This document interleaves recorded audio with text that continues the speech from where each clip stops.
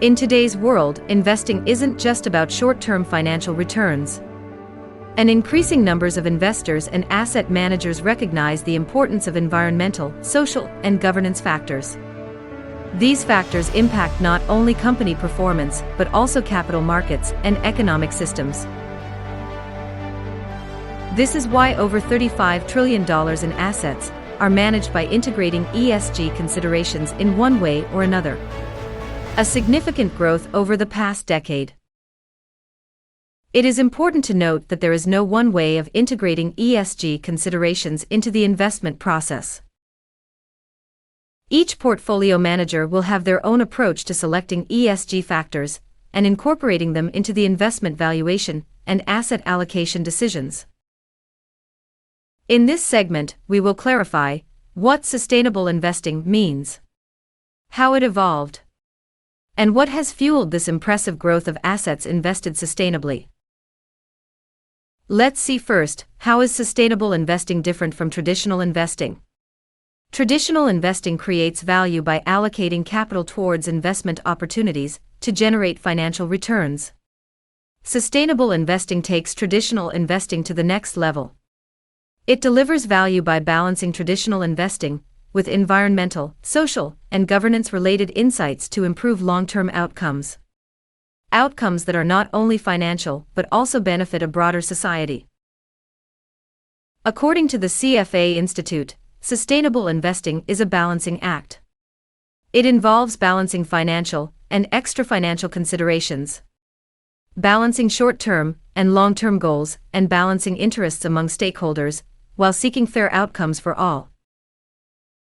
It is certainly not easy, but important for the sustainability of the investment industry. Sustainable investing is a broad term and is often used interchangeably with ESG investing and responsible investing. Different investors may have different perceptions of what it really means. This is why there are different flavors of sustainable investing. The governance factors have been part of investment valuation for decades. For example, high-profile frauds by Enron, Nortel, and WorldCom were largely attributed to their poor corporate governance, leading to a financial collapse of these technology giants. So why is that we increasingly hear about the environmental and social factors? The environmental and social topics have become part of the risk and opportunity assessment more recently. It has been fueled by three main drivers. An increase in investors' awareness about global environmental and social challenges, creating a desire among investors to allocate their capital towards projects and companies that are better for the world. This has led to the creation of a multitude of investment products, strategies, and approaches that allow asset owners to align their portfolios with their personal views and values. The consideration of these environmental and social challenges is projected to increase significantly in the next years. We are on the verge of the greatest wealth transfer in history. Baby boomers will be transferring over $30 trillion in wealth to young generations over the coming several years. And studies have shown that younger investors are more willing to put money behind environmental and social goals.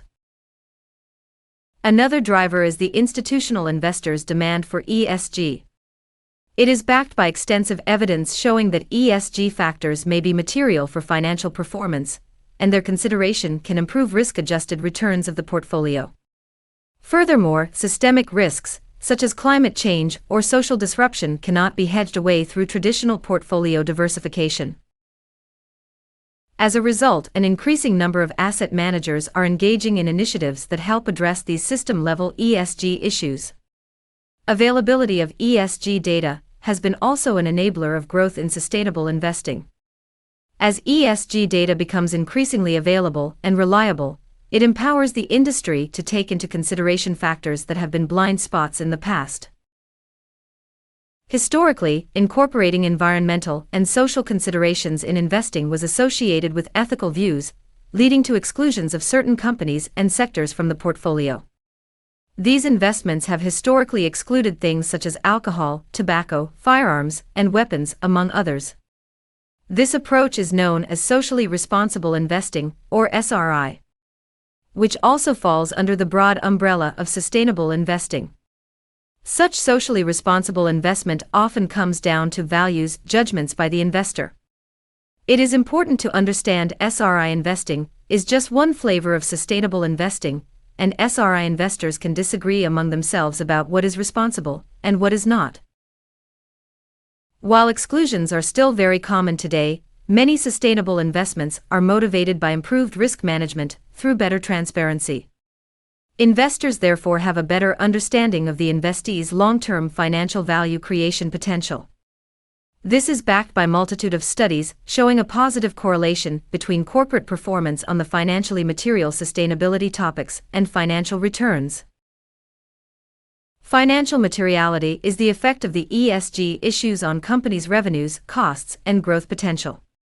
In other words, financially material ESG factors have direct and indirect impacts on the enterprise value. Investors have come to realize that integrating ESG metrics into the investment process can ensure that all risks and opportunities are considered. Beyond moral values and risk management, there is also a growing portion of assets that are directed with an intention to create a positive and measurable impact on the world. As you can see, growth and sustainable investment have been fueled by different motivations. They have allowed asset management companies to improve their offering and add a new dimensions to portfolio management.